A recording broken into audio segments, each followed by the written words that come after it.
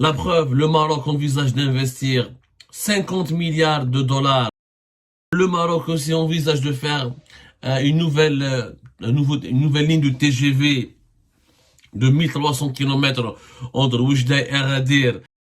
Concernant le dossier du Sahara occidental, l'Espagne considère toujours le plan d'autonomie marocain comme la base la plus sérieuse, réaliste et crédible pour la résolution de ce conflit et de ce différend, ce qui prouve que donc les pressions algériennes sur l'Espagne n'ont absolument abouti à aucun résultat concret.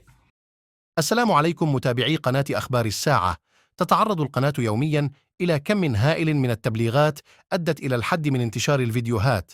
المرجو منكم دعم قناتكم التي تعنى أولا وآخرا بالدفاع عن المغرب وتنوير الرأي العام بكل ما يتعلق به بخطوات بسيطة هي كالآتي: تسجيل الإعجاب بالفيديو، الاشتراك في القناة، وتفعيل التنبيهات، ثم التعليق على الفيديو، وشكرا.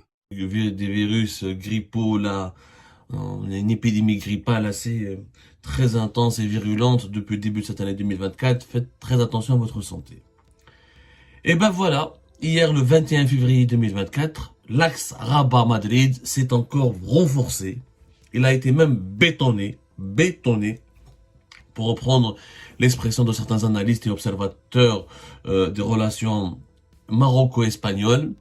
Après avoir été snobé pour l'Algérie, après avoir été snobé et méprisé par Tebboune, voilà que l'Espagne, comme je l'ai dit, comme je l'avais prévu, comme je l'avais averti, voilà que l'Espagne se tourne encore une fois davantage vers le Maroc pour approfondir ses relations avec le Maroc, pour approfondir son alliance avec le Maroc, parce qu'elle pense, parce qu'elle estime, et à juste titre, voilà, comme elle n'arrive pas bien à parler avec l'Algérie, comme elle n'arrive pas à travailler avec l'Algérie, comme elle n'arrive pas à se réconcilier avec l'Algérie, et ben l'Espagne sécurise ses intérêts économiques, renforce son axe de coopération avec le Maroc, avec Rabat.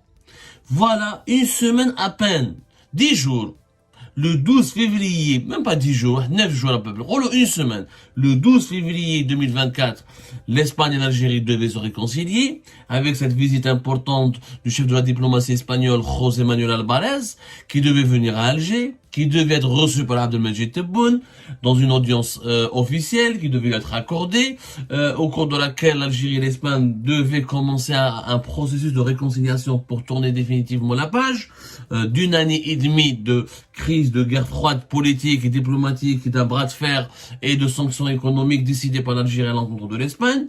Et ben ça ne s'est pas fait. Rappelez-vous, on en a parlé. Abdelmajid Tebboune, c'est lui qui a annulé l'audience qui était prévue initialement avec José Manuel Alvarez.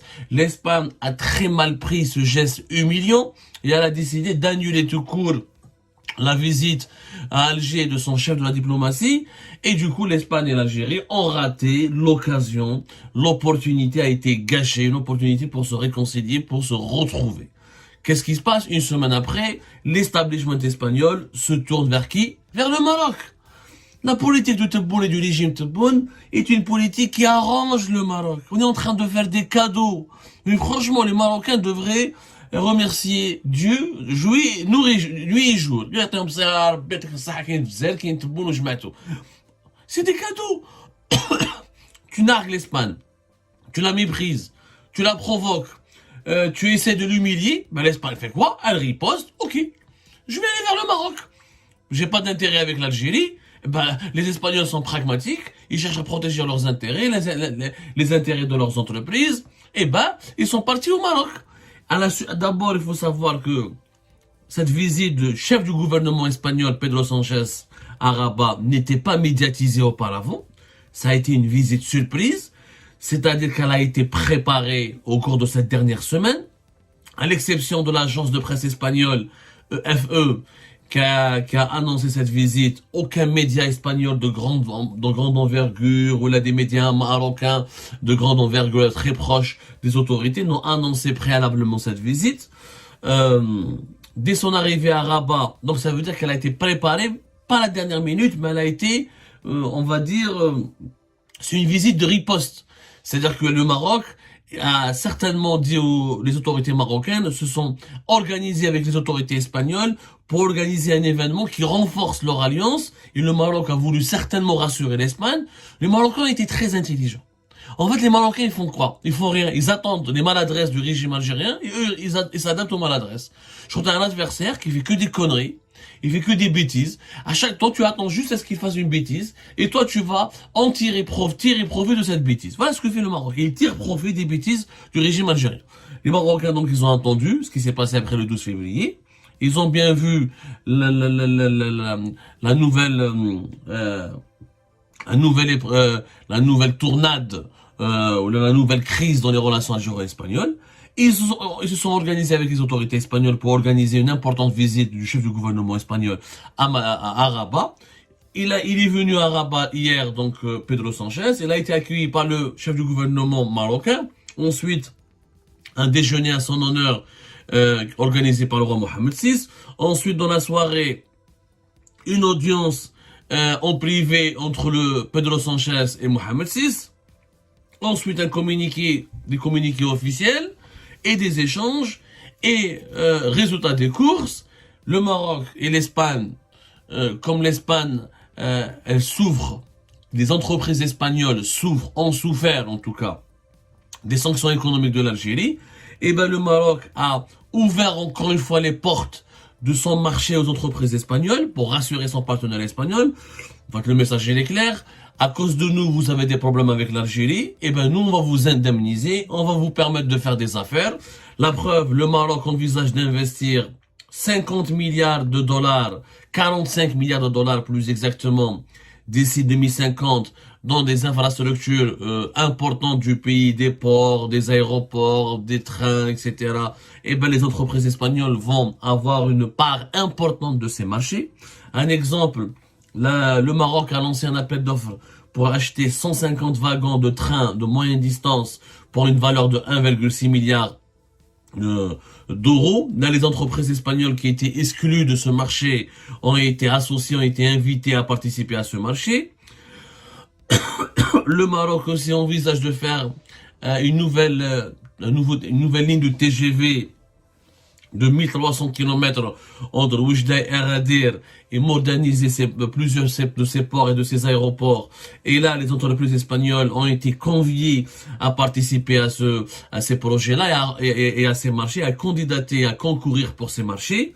En clair, le Maroc va réserver une partie de ces 45 milliards d'euros qui seront investis à des entreprises espagnoles. C'est la promesse, c'est l'engagement qui a été fait par le Maroc à l'Espagne. Donc, et c'est l'objectif de cette visite. Pedro Sanchez n'est pas venu au Maroc pour danser, ou là pour manger du couscous, ou là pour manger une pastilla, ou là, etc. Il est venu pour défendre les intérêts de son pays. Et les intérêts de son pays, c'est les intérêts de ses entreprises. Le Maroc a consolidé son axe, son alliance avec l'Espagne en en travaillant sur des projets économiques majeurs. Le Maroc et l'Espagne vont organiser ensemble, rappelez-vous, la Coupe du Monde de football en 2030.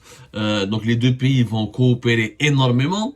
Et à cause de l'Algérie, ou là grâce à l'Algérie, le Maroc et l'Espagne ont approfondi dans des proportions exceptionnelles leur alliance.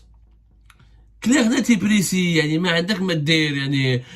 encore une fois, Zed, bien sûr, concernant la question du Sahara occidental, le chef du gouvernement espagnol, lors d'un communiqué officiel confirmé par les agences de presse marocaines et espagnoles, ont reparlé du soutien officiel et qui n'a pas changé d'un iota de l'Espagne au Maroc concernant le dossier du Sahara occidental. L'Espagne considère toujours le plan d'autonomie marocain comme la base la plus sérieuse, réaliste et crédible pour la résolution de ce conflit et de ce différend. Ce qui prouve que donc les pressions algériennes sur l'Espagne n'ont absolument abouti à aucun résultat concret. Et que donc, Pedro Sanchez, en allant à Rabat, il a encore accentué ou il a mis en valeur le soutien de l'Espagne au Maroc qui n'a pas changé. Donc c'est un revers, encore une fois, pour l'Algérie sans diplomatie qui nous a fait croire qu'au bout d'une année et demie de pression, l'Espagne a fait évoluer sa position, ce qui n'est pas du tout vrai. Le Maroc et l'Espagne ont décidé de travailler ensemble.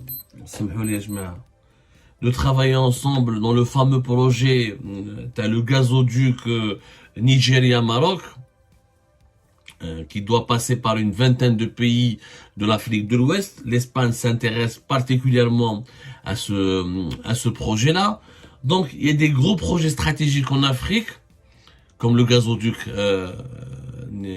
le gazoduc africain-atlantique Nigeria-Maroc, et d'autres projets dans le continent africain, imaginés par le Maroc, qui intéressent l'Espagne et et l'Espagne va s'impliquer et l'Espagne va s'impliquer dans ces projets-là. Donc le couple l'axe Madrid-Rabat s'est renforcé, s'est consolidé et va même s'étendre à l'ensemble du continent africain. Voilà ce que nous coûtent les maladresses du régime algérien. Il y a une relation directe. Cette visite n'était pas prévue. Elle n'était pas annoncée. Elle a été préparée durant cette dernière semaine. Et ça se voit dans son déroulement, dans son organisation. C'est une riposte au geste, à l'attitude de l'Algérie par rapport à l'annulation de la visite de José Manuel Alvarez à Alger. Ça se voit. C'est-à-dire que le Maroc et l'Espagne s'affichent ensemble pour dire, voilà, nous n'avons pas peur de l'Algérie. L'Algérie, c'est elle qui sème le trouble dans la région. C'est elle qui ne veut pas de la paix dans la région. C'est elle qui ne veut pas de relations de bon voisinage. On a des gros projets de coopération. On a de grandes ambitions. On est d'accord ensemble. Et il y a une harmonie dans notre relation. Il n'y a pas de problème. Et nous sommes l'exemple nous sommes, ce qui est d'ailleurs vrai, hein, l'Espagne et le Maroc sont devenus l'exemple du bon voisinage d'un pays européen, africain. Il est possible d'être deux pays de deux continents différents et d'être voisins et d'entretenir d'excellentes relations de voisinage et voire de coopération stratégique. Et pourtant, entre le Maroc et l'Espagne, il y avait quand même des relations très houleuses, voire très compliquées. Il y a souvent eu dans l'histoire, les 3 ou 4 dernières décennies, des crises politiques très graves, notamment autour de la question de la migration, autour du statut de Melilla et Ceuta, autour de la question du Sahara occidental, etc., etc. Ça n'a jamais été aussi simple. Aujourd'hui, il y a une lune de miel. Il y a une véritable lune de miel. Le Maroc et l'Espagne sont en train de filer le parfait amour. Pourquoi? Parce qu'il y a l'Algérie en face, qui fait du chantage, qui fait de la pression de façon maladroite, qui essaye d'imposer son propre agenda de façon très brutale et agressive. Et du coup, cette agressivité, cette brutalité, elle a créé l'effet inverse qui est recherché par l'Algérie. C'est-à-dire, elle permet aux pays ciblés par l'agressivité de l'Algérie de se fédérer ensemble, de s'allier ensemble pour se protéger. On est en train de fédérer nos adversaires contre nous et autour de nous. Et c'est malheureux. C'est malheureux.